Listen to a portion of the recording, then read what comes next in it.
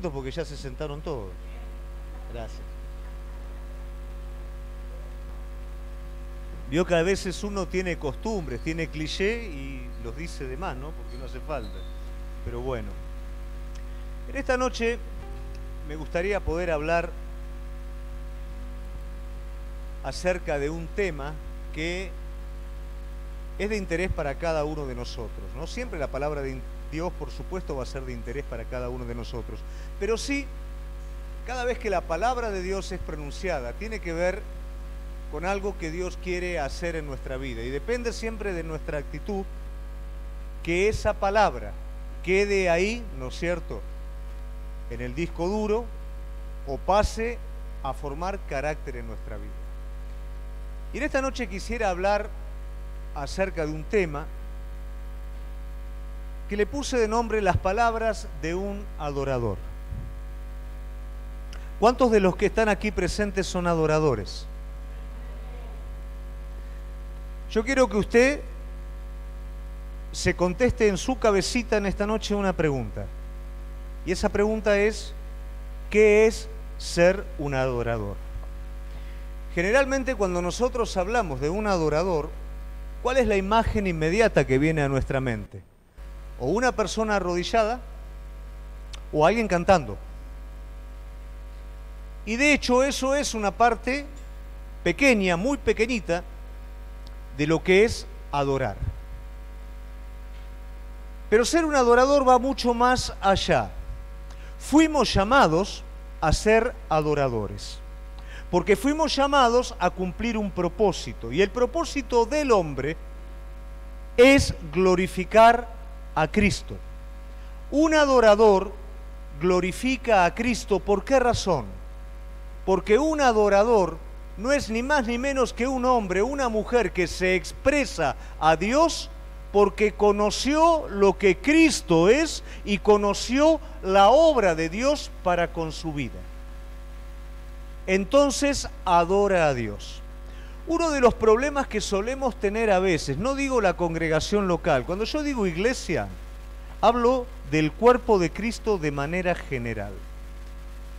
Es que la gente cuando viene, a veces suele no tener muchas ganas de cantar, está medio cansado, algunas veces medio dormido, en el peor de los casos tirando, ¿no es cierto?, mensajitos o viendo lo que hay en Mercado Libre. Y después nos vamos con una sensación muchas veces de ¿qué? De que el culto no estuvo bueno. Y a veces echamos culpa. Y se ve que Reggie andaba medio cansado, o que las chicas estaban medias en cualquiera, ¿no? O que el pastor por ahí no se entendió bien. ¿Y cuál es la realidad de todo esto? Usted sabe que el día que viene una persona, ya sea sábado o domingo, es algo muy pequeñito del resto de toda su vida en la semana. Un adorador no adora el día sábado acá. Un adorador verdadero adora a lo largo de toda la semana, cada día, y el día que viene a la reunión como cuerpo de Cristo, expresa todo hacia el Señor. Si yo solamente adoro el día que vengo, estoy con lo mínimo indispensable y no me voy a expresar al Señor con todo, porque en la semana por ahí mi cabeza estuvo en cualquier cosa, mi vida estuvo en cualquier cosa, entonces como que el sábado me conecto. Y eso no da resultado, eso no es ser un adorador. Un adorador es una manera de vida, un adorador se expresa a Cristo continuamente. ¿Por qué? Porque en cada área de su vida Él puede apreciar la mano del Señor. Tenés un problema, doblaste tus rodillas y viste cómo Él se reveló con una palabra y te dio una dirección. O obró desde afuera y dio una liberación. Entonces, ¿cuál es tu respuesta? Conociste algo nuevo de Cristo, conociste algo nuevo de su persona. Lo adoro por lo que Él hace, lo adoro por lo que Él es. Él es real en mi vida y adorás. Haya guitarra, no haya guitarra, cantes lindo, cantes feo, aunque no te pongas de rodillas, pero adorás. Es una forma de vida. Y esto es importante, y es tan importante que cuando Jesús lo enseña, en el tiempo que él pasa con la mujer samaritana y le explica, da de alguna manera el peso que tiene adorar. Él señala que adorar es necesario, que es necesario que los adoradores que adoran en espíritu lo hagan. Jesús señala que el Padre busca adoradores. Es necesario, el Señor los busca. Y esos adoradores deben de adorar en espíritu y en verdad. O sea, no de manera ritual. Si vos después en tu casa vas a Isaías capítulo 58, vas a ver cuánto pierde el pueblo por adorar a Dios de manera ritual y cómo el Señor lo va llevando y le enseña todo lo que trae consigo la adoración verdadera. Fuimos llamados a adorar al Señor en espíritu y en verdad. Dios busca que vos y yo lo adoremos de esa manera. Es necesario que lo hagamos. ¿Por qué? Porque un pueblo que adora a Dios transmite la grandeza de Dios al mundo entero. Por eso hemos sido llamados.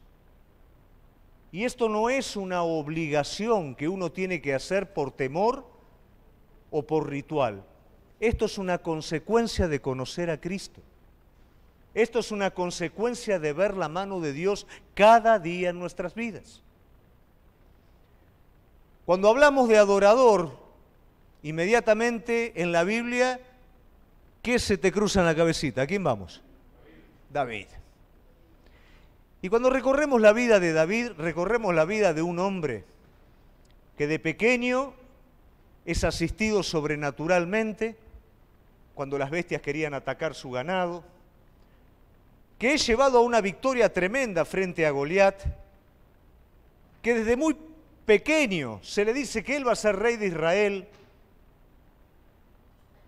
pasa a ser general, capitán de todo el ejército de Israel, también es perseguido por Saúl, también comete errores mientras es perseguido, pero luego el Señor restaura su vida, y en esa restauración él peca, pasa consecuencias terribles por su pecado, luego a través de su hijo, es restablecido nuevamente. Y en todo esto, la vida de David fue una continua adoración a Dios, desde pequeño hasta sus últimos años de vida. Porque el adorador no adora dentro de la iglesia. El adorador no adora cuando hay un tema lindo de alabanza. No adora con los conjuntos nuevos que están de moda en la parte cristiana. El adorador adora en todo momento de su vida. ¿Por qué? Porque el adorador vive en una comunión íntima con Dios como David la vivía. Hay dos salmos que son muy lindos que te recomiendo que en tu casa los leas, que son el 138 y el 139. Allí David adora al Señor porque él dice, el Señor va a cumplir su propósito en mi vida. ¿Han venido tiempos de incertidumbre a tu vida? Qué distinto que es, ¿no? Cuando vienen esos momentos de incertidumbre frente al futuro. ¿Y qué voy a hacer ahora? Y entro a echar mano, ¿no? A doblar mis rodillas y decir, no hay manera, Señor, de que vos no cumplas lo que te has propuesto en mi vida. Mientras de una actitud sale la desesperación, de la otra actitud que sale, la adoración. Porque estoy totalmente seguro que el Señor lo va a hacer. Por supuesto lo va a hacer en cooperación conmigo. Él me va a hablar y yo voy a obedecer. Pero no hay manera, si yo quiero hacer la voluntad de Dios, que Él no revele la voluntad de Dios a todos los que le temen y esperan en Él. Entonces eso va a desprender de vos, ¿qué? Adoración. David se pone a pensar y se empieza a dar manija, ¿no? Se empieza a dar manija y dice, Señor, si yo me voy a lo profundo del mar, estás ahí. Si me voy a lo alto del cielo, allá estás. Y cuando yo todavía no veía nada, vos me conocías. Cuando no existía, vos ya sabías lo que iba a hacer. Y en un momento dice, se me multiplican los pensamientos. Y tal pensamiento es demasiado para mí. El adorador se deleita en Dios. Se deleita con sus pensamientos. ¿Cuántas veces los pensamientos nos van de acá, para allá, para cualquier lado? Pero el apóstol Pablo, ¿qué nos habla? Que todo pensamiento lo lleváramos a Él.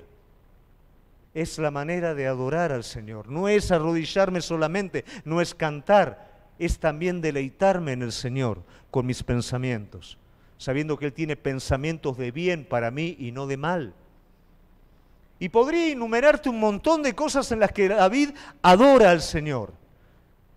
Pero no te quiero entretener en esta noche con David, porque no es de David que vamos a hablar. Vamos a hablar de un adorador y de las palabras de este adorador. Y es mi deseo en esta noche que de las palabras de este adorador, cada uno de nosotros podamos estar tomando principios espirituales para que nuestro carácter, por medio del Espíritu Santo, se renueve en Cristo y se renueve en un adorador esencial. Amén.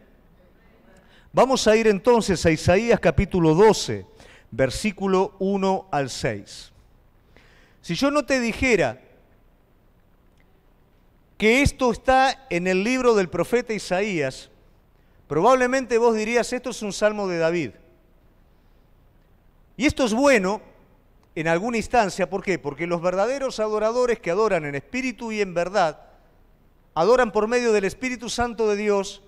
¿Y qué pasa? Hay una línea que une a David con el profeta, y pareciera ser una misma persona, que no lo son, pero sí es un mismo espíritu.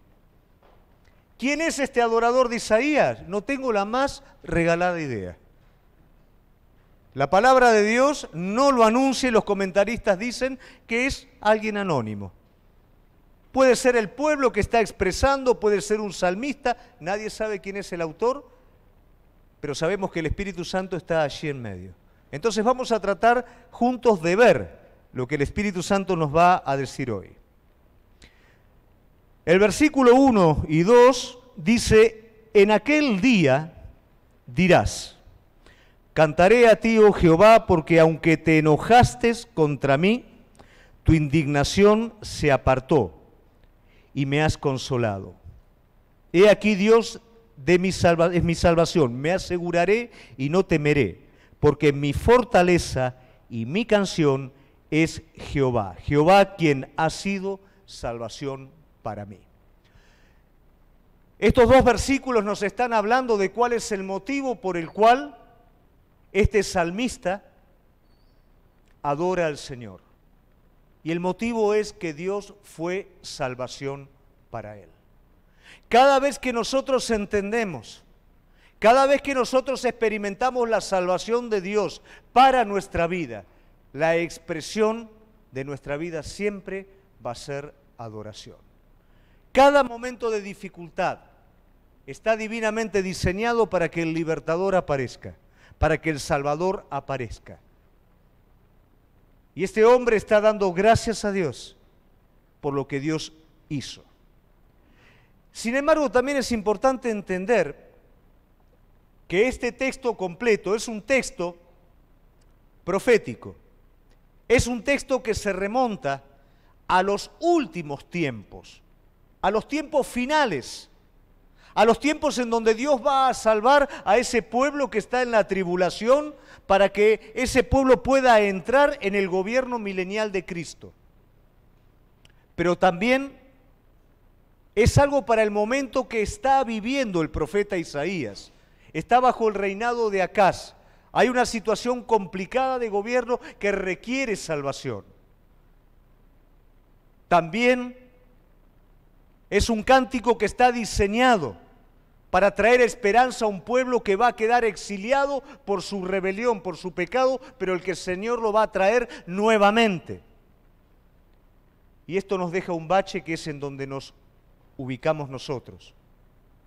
Pero también esto está preparado para aquellos que serían salvados por la obra de Jesucristo y serían salvados también en un tiempo de disciplina divina en el cual el Señor lo estipularía amorosamente y luego restauraría a las personas. Eso es lo que nos involucra a nosotros. Dios es salvación a tu vida cuando vos estás aparte de Él, Cuando vos estás sumergido en el pecado, cuando vos estás totalmente perdido, cuando te vas dando cuenta que las cosas no tienen sentido, donde en tu interior vos entendés, mi vida tiene que ser de otra manera, tiene que haber otra cosa. ¿Cómo? No sé. No lo encuentro, no lo veo, pero tiene que haber otra cosa. Y ahí es cuando por medio de la palabra de Dios, de una persona, de la radio, de la iglesia o como sea, el mensaje del Evangelio aparece para esa persona y esa persona es libre. Esa persona se convierte en un adorador cuando pasa de muerte a vida, porque recién cuando es hijo de Dios puede decir Abba Padre. Pero también para el cristiano, que por algún motivo se rechifla en algún momento y se desvía de los planes de Dios, se rebela y se pone a pelear contra Dios. O el otro hijo, que se duerme en los propósitos de Dios, se hace indolente. Pero qué importante que es que podamos ver la diferencia. ¿Por qué Dios disciplina al cristiano? Porque sos hijo. El que aún no es hijo, el Señor está abogando. El Señor lo quiere adoptar. El Señor le quiere dar el espíritu de adopción, pero él se rebela, no quiere saber nada con ser hijo. Y aquí me está diciendo el adorador, me habla de la ira y de la indignación. ¿Cuál es la ira y la indignación de Dios? No es un Dios caprichoso que se enoja porque no lo adorás. Es un padre que quiere adoptar, que no quiere que esa persona se pierda, que no quiera que se convierta esa persona en alguien de mal vivir y la justicia definitivamente caiga sobre ella. Le quiere dar la oportunidad, quiere que venga a ser hijo. Su enojo, su indignación es por el rechazo de esa persona. Pero también el enojo y la indignación es por el rechazo del hijo, que no quiere saber nada con los caminos del Padre y quiere hacer la suya. Que el Padre le dice lo que tiene que hacer y él permanece indiferente, indolente. Quiero seguir haciendo lo mío. La ira, la indignación de Dios tiene que ver con el dolor profundo por el rechazo del que va a ser su hijo y del que es su hijo. No es un Dios malo y caprichoso. Es un padre que se duele por el rechazo de sus hijos. Y se duele no porque él tenga complejo de inferioridad. Se duele porque sabe cuál es el fin. Porque sabe el mal que se están acarreando encima. Pero el salmista, el adorador, está agradeciendo. ¿Qué quiere decir esto? Está reconociendo que él estuvo en ese lugar. Y está reconociendo, el Señor me sacó de ese lugar y me consoló. ¿Cómo no le voy a dar gracias? ¿Cómo no lo voy a adorar? Yo creo que cada uno de nosotros sabemos lo que es caminar en la plenitud de Cristo. Los colores parece que son distintos. La vida parece que es distinta. Escuchar los pajaritos, según en el lugar en donde estés, lógico, ¿no? Todo es distinto, todos te parecen buenos, todo te parece lindo. ¿Por qué? Porque la vida inundó el espíritu. Pero cuando vos creíste que le podías agregar a eso algo y te comenzaste a correr de eso y creíste que eso no era todo y que no estaba todo de manera correcta, ¿cómo ese principio comenzó a oscurecerse adentro? ¿Cómo esa tierra de cultivo se empezó a hacer una tierra árida? ¿Cómo empezaste a extrañar lo que disfrutabas antes y ahora no lo tenés? Y ahí empezás a buscar a Dios. Pero ¿sabés una cosa? No es que vos buscás a Dios. Eres el que tomó la iniciativa de buscarte. Nunca empieza por vos. Porque vos ahí te diste cuenta que no te podés salvar a vos mismo. Tampoco lo vas a buscar. Pero te enojaste por lo que te está pasando, ignorando que ese Padre amoroso está permitiendo todo eso porque te está buscando. Y está queriendo despertar en vos una búsqueda. Y es ahí cuando vos comenzás a buscarlo en serio. Y en esa búsqueda que divinamente Él preparó para tu vida, por supuesto que lo vas a encontrar porque Él quiere que lo encuentres. Cuando el hombre se aparta de Dios, se esconde, se escapa, no lo busca. Y nuestra naturaleza es tan perversa que, como el pueblo de Israel, dice: voy a volver de nuevo a mi primer esposo porque mis amantes no me dan lo que yo buscaba. Voy a ir de nuevo a mi padre porque me iba mejor con él que ahora. Pero es Él el que lo está buscando al pródigo, es Él el que está buscando a su pueblo. Y cuando yo comienzo a buscar, porque me doy cuenta que no es el lugar en donde estoy el que corresponde, Él inmediatamente se hace ver porque es la actitud que está esperando. Y es la actitud de salvación. Entonces aquí el adorador que entiende, yo estuve en ese lugar. Y desde ese lugar el Señor me salvó. El Señor me consoló. ¿Cómo no lo voy a adorar si ahora nuevamente mi interior vive? Si ahora nuevamente esa tierra seca empezó a ser empapada por el agua del Espíritu. Ahora siento vida, ahora veo de nuevo los colores, ahora siento de nuevo la musiquita, ahora estoy bien. ¿Cómo no lo voy a adorar de nuevo? Si ahí es donde está todo. ¿Quién me mandó a hacer lo que no tenía que hacer? A salir, a correrme, a enfriarme. ¿Quién me mandó si la vida está ahí? Esto es lo que entiende el adorador y por eso lo adora al Señor.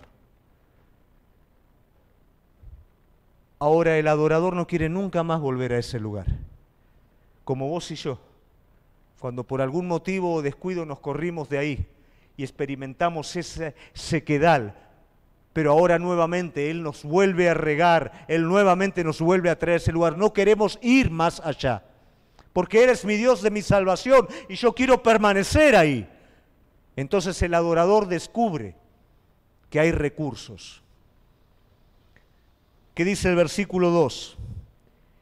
He aquí Dios, salvación mía, me aseguraré y no temeré, porque mi fortaleza y mi canción es Jehová, Jehová quien ha sido salvación para mí. Ese recurso es, Él decide tomar una posición. El adorador toma una posición. ¿Por qué? Porque la posición que lo llevó a ese lugar de sequedad, ¿cuál fue? La duda, la incredulidad. Lo llevó a querer pelear él aquello que tenía que recibir de parte de Dios. Lo sacó a Dios de la ecuación y lo llevó a ese lugar. Ahora que estoy recibiendo la plenitud nuevamente de Dios, no me quiero mover de acá. Entonces yo tengo que hacer algo. Con respecto a lo que recibí, me aseguraré y no temeré. No voy a tener temor que me haga escapar de este lugar. No voy a tener doble ánimo que cuando me conviene estoy, cuando creo que no me conviene me voy. No, voy a tomar una decisión firme. Me aseguraré. Porque ya sé lo que pasó antes. No quiero volver a Egipto, no quiero volver a Babilonia, no quiero volver al mundo, no quiero volver a caminar fuera de él. Por eso no voy a dejar que nada ni nadie toque lo nuevo que el Señor me dio. Me aseguraré y no temeré. El enemigo sabe cómo mover la posición de cada uno por medio de la incredulidad. Por medio del temor, sabe cómo desanimar, sabe cómo afectar para moverte de lugar, de posición. Él sabe cómo hacerlo. Pero cuando Él se enfrenta con una determinación de los hijos de Dios, de asegurarse y no temer, el enemigo no puede hacer absolutamente nada contra ello. Y esto es lo que está proclamando el adorador. Y también el adorador aprende a usar los recursos divinos, recursos que antes no usó y los llevó a ese lugar. ¿Qué dice el versículo 3? Sacaréis con gozo aguas de la fuente de la salvación. En Isaías 55, 1 y 2 dice algo parecido. A todos los sedientos, venid a las aguas. A los que no tienen dinero, venid y comprad, comed, venid, comprad sin dinero, sin precio, vino y leche. ¿Por qué gastás el dinero en lo que no es pan y vuestro trabajo en lo que no sacía? Oídme atentamente y comed del bien, y se deleitará vuestras almas con grosuras. El adorador aprendió a tomar de los recursos divinos. Probablemente cuando a un israelita de esa época se le hablaba de agua, la interpretación de él iba a ser completamente distinta a la interpretación nuestra. Para nosotros agua, ¿qué es? Un polirrubro, una agüita mineral en la heladera, abro la canilla. Para el israelita no. No tenía manera de acceder a agua. Y el agua que podía acceder tenía que ser un agua viva, un agua potable, un agua buena, no el agua del pozo aljibe, de la cisterna, que era simplemente para limpiar, tenía que ser agua buena. Era muy difícil en ese terreno, en ese contexto, encontrar agua. Acá el Señor le está diciendo, yo soy fuente para vos. Y acá el adorador está diciendo, aprendí que hay una fuente abierta en medio del desierto, en medio de donde vivo, que cuando quiero puedo ir a esa fuente y tomar agua para mi vida. Lo aprendí. Busqué en otro lugar, busqué por otro lado y no encontré lo que necesitaba. Pero Él me salvó, Él me hizo entender y ahora sé que hay una fuente abierta para que cada día que anhele, quiera, tome gratuitamente todo lo que quiera de esa gracia divina derramada por Cristo para mi vida. ¿Por qué a veces no vivimos como tenemos que vivir? Porque no echamos mano a esas aguas, no echamos mano a eso, a lo que el Señor preparó, a esos recursos. Echamos mano a nuestros recursos que son agotables, que son pequeños, que no pueden alcanzar nada por sí mismos. A veces preferimos una cisterna cavada por nosotros que caminar hacia la fuente de agua viva. Pero el adorador dice, yo otra vez no voy a ese lugar. Otra vez no. Yo entiendo que para estar y permanecer en este lugar, me tengo que afirmar, no tengo que temer, y en el momento de necesidad voy a echar mano a todo recurso divino que está preparado para mí. Todo hombre de Dios fue sostenido divinamente. Cuando ves la vida de Elías, 3 años de sequía, la gente moría de sed, los animales morían de sed, pero el Señor reservó un arroyo que ningún otro conocía para que Elías fuera sostenido el tiempo necesario en ese lugar. Porque Dios tenía un propósito para con su pueblo a través de ese hombre. Cuando Dios tiene un propósito con tu vida, el Señor te va a dar ríos en el desierto, los va a abrir en medio de la soledad. Y por más que vos veas tierra árida, ese río va a estar abierto para tu vida. Afuera puede haber aridez, pero adentro va a ser una fuente que salta para vida eterna. Nos preocupamos que afuera las cosas estén bien. Por supuesto, las necesitamos. Pero lo que más necesitamos nosotros es que adentro nuestro las cosas estén en orden. Que adentro nuestro haya un caudal de agua. ¿Qué pasó con la mujer samaritana? ¿Cambió su vida en ese momento? ¿En ese momento le dio el Señor una casa? ¿Le puso una canilla mágica para que abra y no tenga que ir al pozo? ¡No! Llenó su interior. Y las primeras gotas que comenzaron a llenar su interior le hicieron olvidarse del agua, del pozo, del cántaro, de su vergüenza, de todo, y lo fue a llevar a su pueblo, porque ya la fuente rebalsaba. ¿Por qué a veces nuestra fuente no rebalsa? Porque no echamos mano a los recursos divinos. No vamos a beber ese agua, nos conformamos con cualquier otra cosa. Pero acá el adorador está diciendo, yo no. Yo voy a echar mano a esas aguas. Yo no voy a volver al lugar de donde me salvó el Señor. Yo no voy a volver a vivir creyendo tener agua la sequía que vivía. Yo quiero vivir saciado de Él. Cuando soy saciado por Él, cuando aprendo a utilizar los recursos divinos, me convierto en un adorador, en un agradecido por lo que Dios me da. No por lo que tiene que hacer afuera o por lo que tiene que pasar afuera, por lo que Dios cada día me da adentro. me da el espíritu de su Hijo, que lo levantó de los muertos, y con él todas las cosas.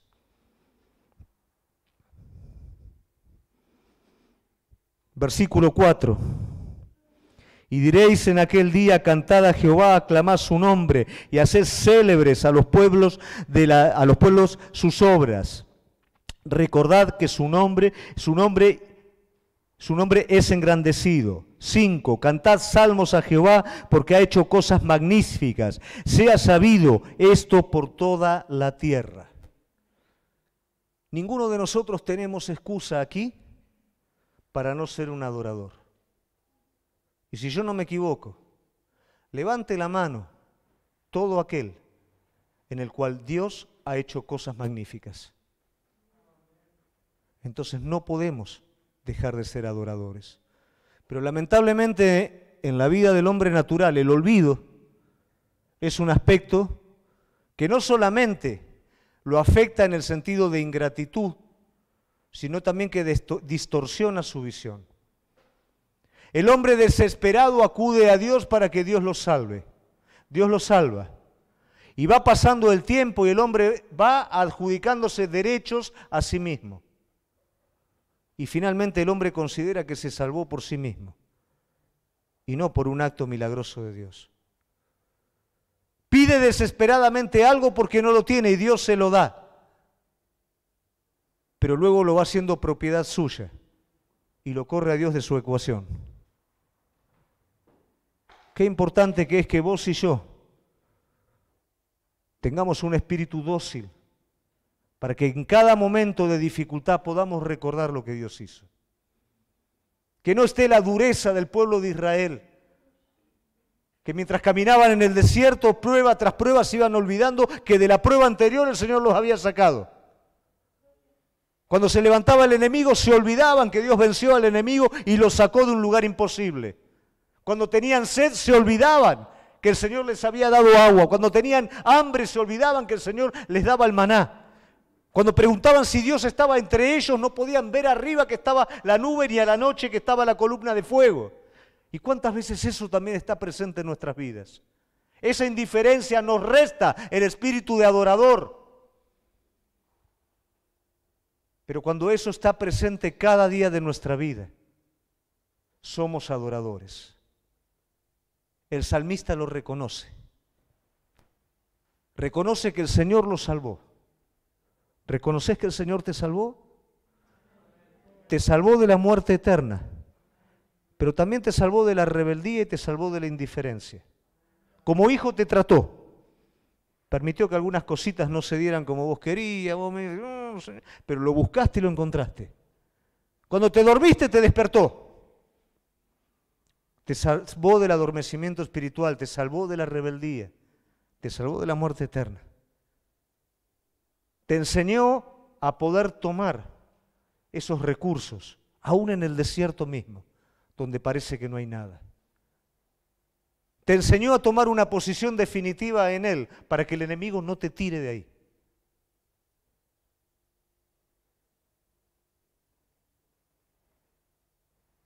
Te está llamando a engrandecer su nombre, porque otros están necesitando esto. Esto no es un círculo que me encierra en mí mismo. Esto es una renovación en cada uno de nosotros que nos permite ser un vaso útil para aquellos que lo están necesitando, para aquellos justos que todavía no conocen a Jesucristo y están buscando, lo están buscando a Él porque Cristo salió a buscarlo, pero ellos no saben que lo están buscando a Él. ¿Sabés cuándo lo vas a ver? Cuando vos, como la mujer samaritana, llena de esa fuente de vida, le digas: esto es lo que vos estás buscando. Haced magníficas, haced evidentes sus obras magníficas en el mundo entero. Mientras preparaba este punto pensaba en el apóstol Pedro, ¿no? ¿Vivió cosas magníficas el apóstol Pedro? Por supuesto, ¿cómo no las va a vivir? Pero una sola mujer lo hizo negar, lo hizo maldecir al maestro y lo hizo escapar. Pero por supuesto que el Señor siempre sale a buscar y lo encuentra Y ya sabemos que le pregunta a Pedro, ¿me amas? Y lo restaura. Y lo llena de su espíritu. Y ahora en Hechos 4:20, mirá lo que dice Pedro cuando le dicen que se calle la boca. No podemos dejar de decir lo que hemos visto y oído. Eso es un adorador. No podés dejar de decirle al mundo lo que viste y oíste. Sí, una vez, Señor, tenía que cambiar la casa, me abrió una puerta, pero ahora estoy teniendo un problema. No podés dejar de contarle al mundo. A mí me encanta cuando Gaby nos invita en algún lugar y empieza a contar lo de África, ¿no es cierto? Le tengo que decir yo, ¿no? De atrás cortar porque yo me quedo sin repertorio, sino. Y ella cuenta y ella revive como si hubiera sido el primer día y recuerda cada cosa que Dios hizo y vos ves que cuando ella lo empieza a hablar, la gente se le empieza a abrir los ojos, empiezan, porque son las obras de Dios. ¿Cuántas veces nos olvidamos de contar las obras de Dios?